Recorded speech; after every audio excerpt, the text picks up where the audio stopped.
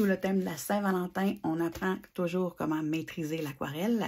Donc, voici l'exercice que je vous propose aujourd'hui. Là, on voit qu'il y a différentes déclinaisons de l'exercice. Donc, je vous invite à me suivre. Donc, on va faire un exercice qui va nous donner des beaux cœurs comme ça. Donc, si on veut travailler pour faire une carte de Saint-Valentin, par exemple, on peut travailler avec plusieurs petits cœurs ou en faire un gros comme celui-là. Donc, on va en tracer un petit ici. On commence par prendre de l'eau.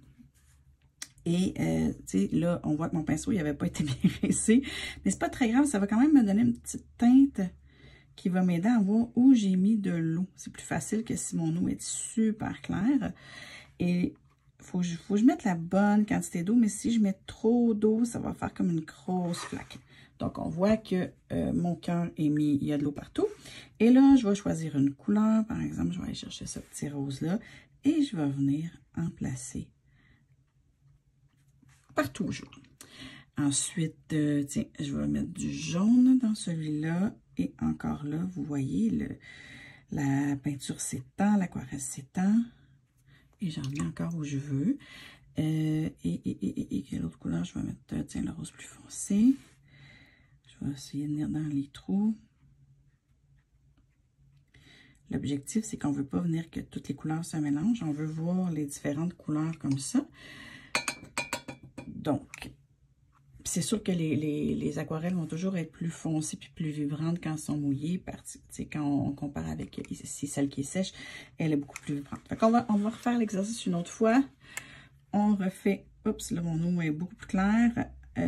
On refait l'exercice en faisant une belle forme de cœur. Là, je pense que j'ai un peu trop d'eau. Ici, pour enlever l'eau, là, j'essuie mon pinceau. Puis, le pinceau essuie, il vient ramasser l'eau. Bon. Ensuite, on va en faire un, tiens, dans les teintes de bleu. Tiens, avec du bleu. Ce bleu-là, on voit qu'il s'étend vraiment beaucoup. On va y mettre un petit peu, une autre sorte de bleu plus turquoise un petit peu.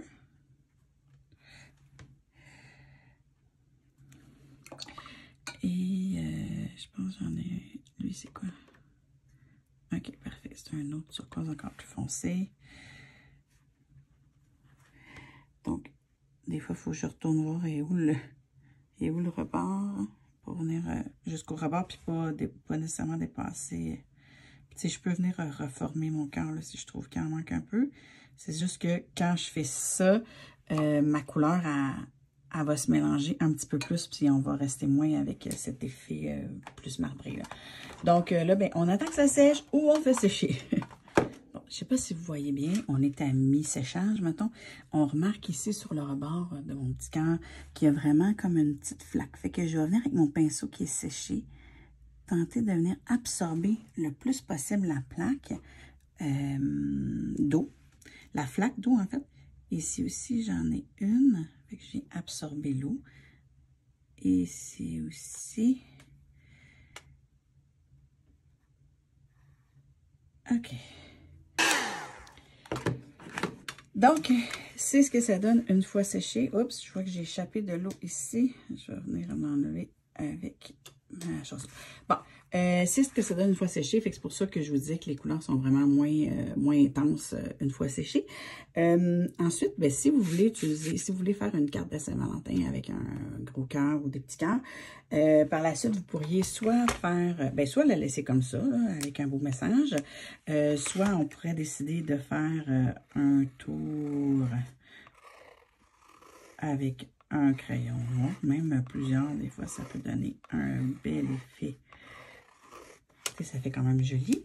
Je pourrais aussi utiliser, surtout avec des couleurs foncées comme ça, hein, je pourrais aussi utiliser un beau crayon doré comme celui-là que j'utilise quand même souvent. Donc,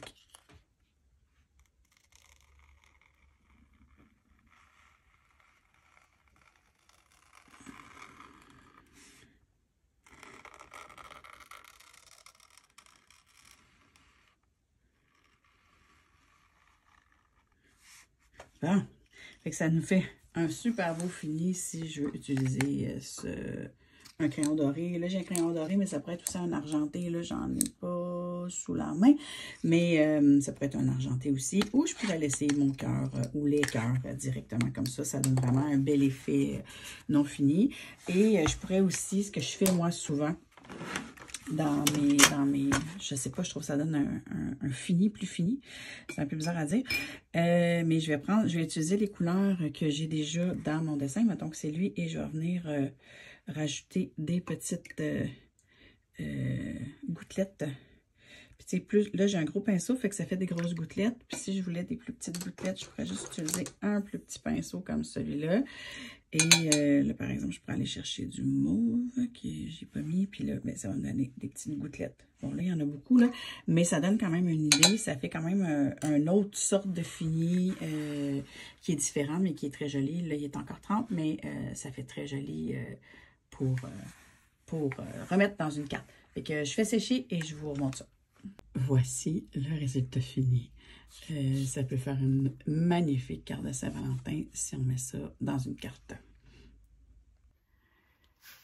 Donc, n'hésitez pas à faire l'exercice, mais à l'utiliser pour faire vos cartes de Saint-Valentin. Ça va être un bien beau cadeau apprécié de vos êtres aimés. Sur ce, je vous invite à me suivre sur mes différents médias sociaux. Mes liens sont dans ma bio. Bonne journée.